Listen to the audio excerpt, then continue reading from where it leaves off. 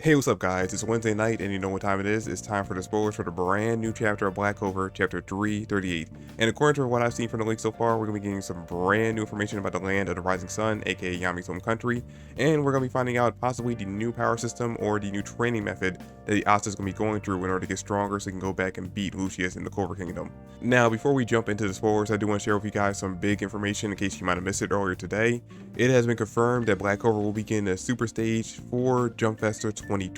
Which means we're most likely going to be getting some major news for the movie that's supposed to be coming out in 2023. Most likely our first real trailer. I mean, we had kind of a trailer already, but that was more just like a teaser thing, not a full-on trailer, but this one should actually give us some more information about exactly what the movie's going to be about, some characters are going to be in it, and possibly who the bad guy for it will be. So we'll look forward to that when Jump Festa comes out at, I believe, around December. I don't remember exactly when it happens each year, but I believe it does happen near like the middle or end of December. So look forward for information coming out around then. Anyway, let's just jump right into the spoilers. We're going to begin 17 pages for this week's chapter, and it looks like my prediction from last week was actually right. We will actually be going on break next week and come back to the week afterwards with possibly a cover page or a lead cover page for the 6th popularity poll. Okay, so let's jump right into the summary, which we actually have a lot more to go over than we did last week. Asta asks Ryudo what a shogun is. He says it's like the wizard king from Asta's country. Asta tells Ryudo that maybe it's because he can't feel magic, but Ryudo doesn't look that strong. Ryudo confirms. Tsundere woman gets angry and tells Asta off, calling him a stranger/outsider. Okay, this is actually kind of interesting. We're actually finding out that apparently Ryudo doesn't exactly have a lot of strength behind him. He's not exactly like the strongest person in the country, unlike when it comes to the Wizard King, who's actually the leader of the country because of the fact that he is the strongest wizard in the entire capital. And I actually saw this really cool post on Twitter, and if I can find it, I'm going to put it on screen for you guys to see as well. But basically what the person said was that it's actually kind of cool that the first person Asta meets when he wakes up in Yami's home country is someone who was just like him, who was born without the ability to use, I guess, magic or whatever they call it in the land of the rising sun, but has already achieved the goal that Asta wants to get to. It's kind of like showing Asta a glimpse of the future, saying that, hey, you can get here at some point, you just gotta keep working at it. Asta is taking on a sightseeing tour. They aren't using grimoires in the land of the rising sun.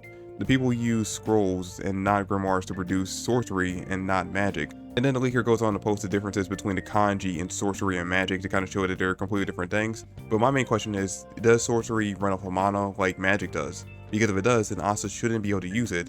But if he actually does manage to be able to use it, that means it runs off of ki energy. Which, if that's the case, we might also be getting a glimpse of exactly what Yami's major power for the arc might be as well. Because I mean, obviously being from the land of sun as well, and also being the person who taught Asta how to sense ki in the first place, he more than likely knows at least the basics of what Asta's going to be taught here in the land of the sun, which means he might be able to actually implement it into his own abilities and his own attacks in order to actually gain the upper hand in his fights or against whoever he ends up fighting in this arc. Although it does bring up the question, if he does know exactly how to implement that into his own attacks and his magic, why he never did it in the first place, because it seems like at any point in the previous arcs when he had a major fight, especially when they were going up against Lucifero, this extra bit of knowledge and his extra bit of attack power might have been useful. Asta finds potatoes, he feels nostalgic. What is this doing there? The local specialty of Hage Village. Ryudo has no sorcery power, he's pretty much like Asta. In pages 6 through 12, those random bandits attack. Ryudo moves 2 civilians out of the way before the attack starts, so showing off his, future sight ability. Asta is wondering if he saved the civilians by coincidence. Maybe it's his all-seeing eye, again going into that future sight ability that he might have, or whatever that eye ability he has that he was kind of confirmed to have in the last chapter. Tsundere woman is called Ichika. Isn't that the name of isn't that the name of Renji and Rukia's daughter over in Bleach? Okay, Tabata, I see you taking more inspiration from Bleach, I love it. Ichika is Yami's younger sister, what the fuck? Okay, so this is actually fucking hilarious because all last week after the leaks came out, everywhere on Twitter and Reddit, I saw people debating whether or not Ryudo actually was Yami's best friend from childhood, or if he actually was his twin brother or something like that. And once the official translation came out, that debate got put to bed because the official translation did say that he was Yami's childhood friend. And now in this chapter, literally the chapter afterwards, we're finding out that Yami doesn't have a brother, but he has a younger sister.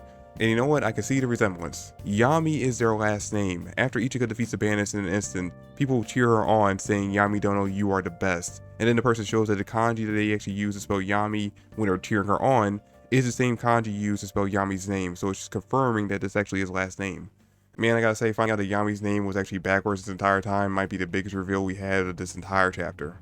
Okay, so in all seriousness, we actually do get to see an example of, I guess, sorcery power from Ichika in this chapter, because when she goes to attack the bandits, we see her take this more martial arts pose, which I'm guessing, based on what we see in this chapter, sorcery is more of a martial arts technique, I guess, than it is actual magic abilities, kind of like what we see in the Clover Kingdom. But what she ends up doing is after she takes that martial arts pose, we see this like dark mist, kind of like how Yami's dark magic actually works, form around her body, and then we see these white lines form on her face and then travel from her face down through her arms, and then when she goes to strike at her opponents, we see these 3 light shadow cones attack each one of them at the same time, and just like it says in the summary, in an instant they all go flying back and crash into the wall behind them. Now, I can't confirm whether or not this actually is sorcery power, just because from the leaked images we see, I don't think Ichika actually ends up using a scroll to do this attack. And we already confirmed earlier that scrolls are basically the stand-in for grimoires in this country, so I would imagine that if she was using some kind of sorcery ability, she would be basically using that scroll as well. But it might be that she's not using sorcery and just using some kind of key-based ability that Asta actually might be able to learn. Assuming that sorcery might actually be tied to magic or mana, just like the way magic is in the Clover Kingdom. But if it is more of a martial arts key-based ability instead of sorcery power, that would explain why Ryudo will be able to teach Asta how to do it, because of the fact that he already mentioned earlier in the chapter that he doesn't have any sorcery abilities, but he most likely does know how to use key abilities. So it actually could be the way he ends up training Asta in this arc of how to actually implement that into his attacks. Because if key-based abilities actually are a more martial arts technique, then we actually could see Asta implementing that into his sword attacks, the same way we see Zoro implementing Haki into his own attacks. Also, I like the fact that Ichika has this like dark energy around her when she goes to attack the bandits, because it's kinda hinting at the idea that she might be able to use dark magic like Yami does, which means it might be a family trait there. It's just like how Fugoyan's family can all use fire magic, which means that if she ends up going to the Clover Kingdom, like I expect she will be at some point during this arc, then we may actually get to see a moment just like how we saw Yami and Nak on the last arc, but between the brother and sister instead, both using dark magic to fight against whoever they end up fighting against. Now, that's it for the chapter summary, but as far as I can tell, we only have the first 15 pages leaked out so far, and we know the chapter is going to be 17 pages, which means there's 2 more pages left that actually haven't been summarized just yet, and I'm guessing in those last 2 pages we're going to get an explanation of what Ichika did to the bandits in this chapter, and basically setting up the idea that Ryudo is going to be teaching Asta how to do the same thing. And going off the beginning of the last chapter, since we already know that the Black Wolves minus Yami, Noel, and Nero are going to be going on a journey to find Asta, more than likely we're actually going to see them make their way over here at some point, and possibly if they get here early enough, possibly also train under Ryudo on how to use this technique, which actually would make it feasible that most of them actually would be useful in this final arc, because as of right now, more than half of the team is kind of useless in a fight.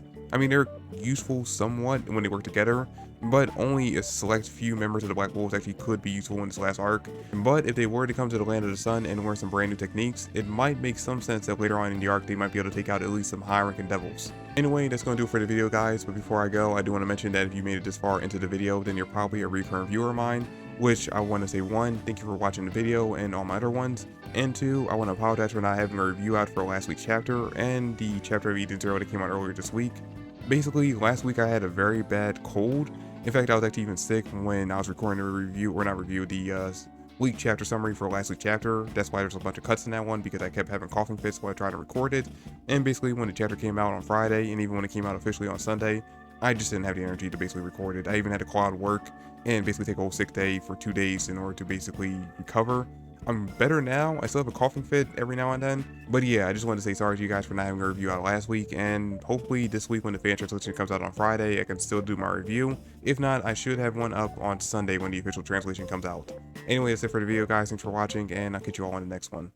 Peace.